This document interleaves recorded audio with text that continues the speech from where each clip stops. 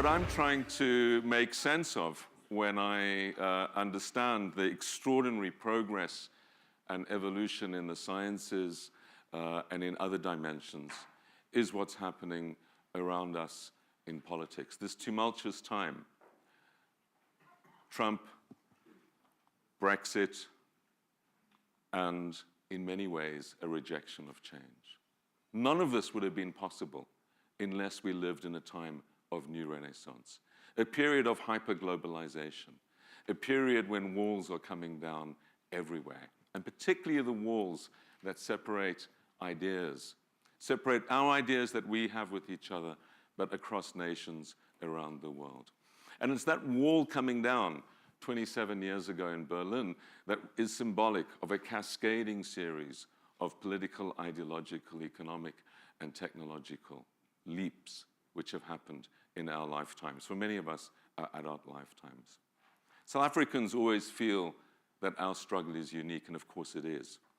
But this would not have been possible, I believe, without two major revolutions happening in the world. One is the wall coming down around the world. 65 countries became democratic in the 1990s, and South Africa clearly unique in many respects, but typical in many others, of this process of a new age of discovery.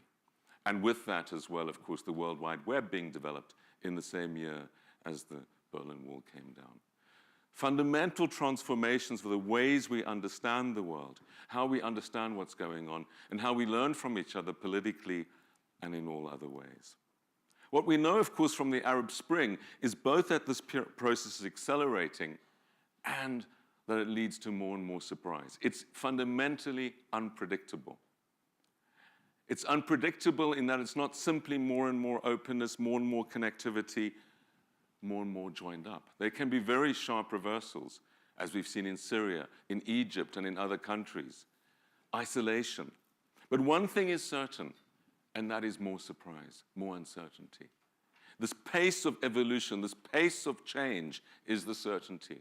And so as we think about the future and we think about how to make sense of our lives, the question is, how do we navigate in a world of increasing uncertainty? How do we get a sense of what's happening? And of course, because the walls have come down, there are 2 billion more people in the world. Ideas have traveled that are leading people to live longer, healthier lives in more places. Simple ideas like smoking kills you, and very complicated ideas like those embedded in new cures for cancer, HIV, AIDS, antiretrovirals, etc. Traveling around the world. So 2 billion more people, and with that, this extraordinary explosion of exceptional talent.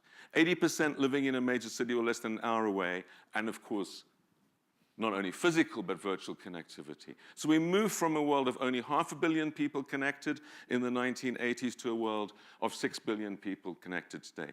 5.5 billion more connected people. And if you believe in individuals' exceptional creativity as the engine of change, there's just a lot more out there, random distribution. But it's not individuals that change the world. It's individuals working with others, in teams, mobilizing, persuading. And whether it's new cures for cancer coming out of labs working on a 24-hour research cycle with data in the cloud, or whether it's political mobilization by ISIS, it's different because of this nature of brain power and connectivity. 250 million more tertiary educated and secondary educated people in the world. When I first went to China, 78 doctoral students. This year, 250,000. That's different in terms of the nature of innovation. And so when you look at our time in the long sweep of the last 2,000 years, you see this extraordinary story. You see income growth growing exponentially and population growth arithmetic both more rapid than ever in history. And the question is, what's next?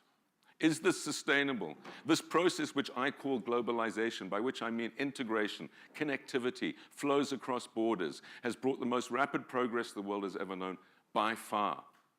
And yet we don't know where it's going. There are two broad sets of phenomena, I believe, which will bring it down, reverse it. And that's what we're seeing in Trump and Brexit. The one is while the walls have gone up within societies, they're going down between societies. And this tension between walls coming down between societies and up within societies, and just driving here through these suburbs, the walls are getting higher and higher in South Africa. but everywhere around the world, is one phenomenon. Inequality is rising in all countries of the world. And that's because when things change faster, people get left behind quicker. Societies are becoming less and less inclusive. Those at the frontier of globalization doing incredibly well, many left behind. The second big risk of globalization is not only good things connect, really terrible things connect as well. How do we have integrated systems without interdependencies? How do we have financial systems without cascading financial crises? How do we have airports without them being super spreaders of pandemics? How do we have cyber systems? How do we manage all that? And how do we manage the unintended consequences of success? We all climb the energy curve, we get climate change. We all consume sushi, we get extinction of the tuna. We all take antibiotics, we get antibiotic resistance. The butterfly defect of globalization. Now, when we think about the future and which way we're going, it's very important to try and gain perspective, and that's what Age of Discovery does by looking back 500 years to the Renaissance.